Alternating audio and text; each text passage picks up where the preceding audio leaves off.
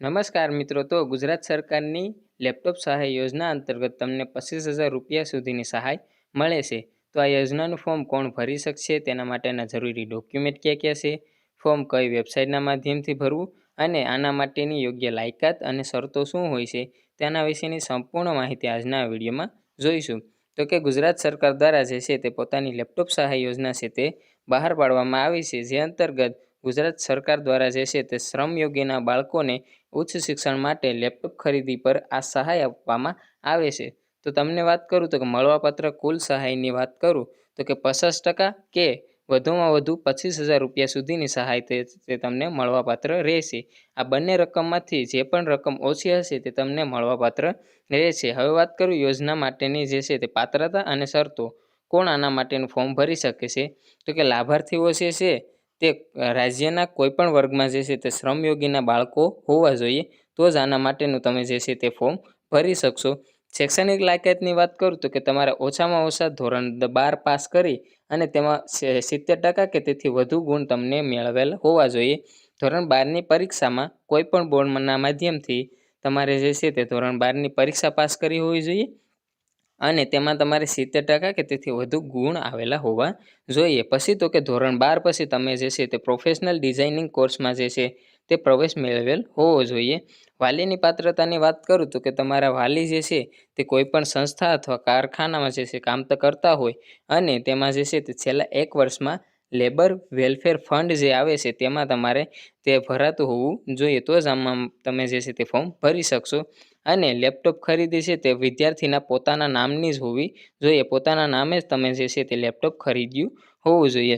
પછી સમય મર્યાદાની વાત કરું તો કે જે પણ વર્ષમાં તમે બોર્ડની પરીક્ષા પાસ કરી હોય તે વર્ષમાં લેપટોપ ખરીદી દીધા પછી તમારે જે છે તે 6 મહિનાની અંદર આમાં અરજી કરવી પડશે. એટલે કે લેપટોપ ખરીદ્યાના જે છે તે 6 મહિનાની અંદર આ યોજના માટેની તમારે જે છે તે અરજી કરવી પડશે અને અરજી ફક્ત ને ફક્ત એક જ વખત તમે કરી શકશો. એટલે એક જ લેપટોપ ખરીદી પર આ સહાય મળે છે.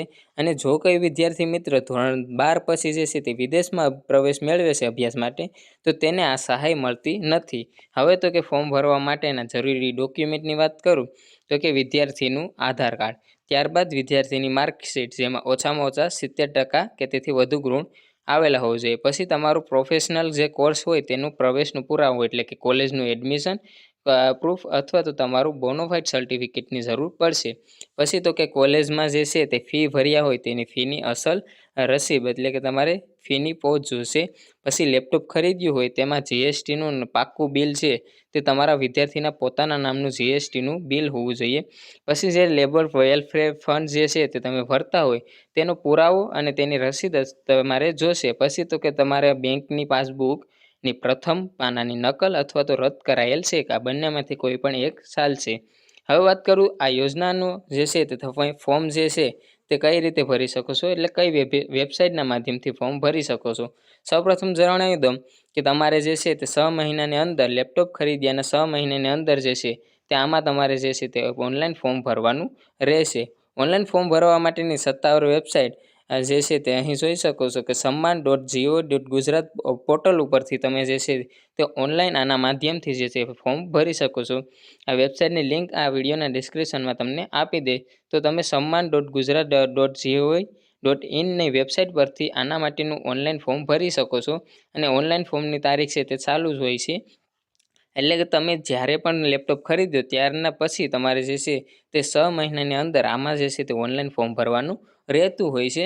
તો જે પણ વિદ્યાર્થી મિત્રો આના માટેની પાત્રતા ધરાવે છે તેને જો લેપટોપ ખરીદી પર સહાય જોતી હોય તો તમે જે છે તે આમાં ઓનલાઈન ફોર્મ ભરી શકો છો. કોઈ પણ સમયે જે છે તે લેપટોપ ખરીદ્યાના 6 મહિનાની અંદર આ જે છે તે ઓફિશિયલ વેબસાઇટના માધ્યમથી તમે જે છે તે આમાં ઓનલાઈન ફોર્મ ભરી શકો છો. કે આશા રાખું છું કે આ વિડીયો જે છે તે તમને ઉપયોગી થશે અને જે પણ આમાં જે છે તે પાત્રતા ધરાવતા હશે તે આના માટેનું ફોર્મ ભરી શકશે. તો આવા જ નવા અને આગળની તમામ યોજના અને સ્કોલરશિપની માહિતી માટે હજુ સુધી મારી ચેનલને સબસ્ક્રાઇબ ન કરી હોય તો સબસ્ક્રાઇબ કરી લેજો, જેથી કરીને આવનારી તમામ સ્કોલરશિપ યોજના અને અન્ય તમને અગત્યની માહિતીના વિડીયો જે છે તે સરળતાથી અને સૌપ્રથમ પ્રાપ્ત થાય. આશા રાખું છું કે આ વિડીયો જે છે તે તમને પસંદ આવ્યો હશે.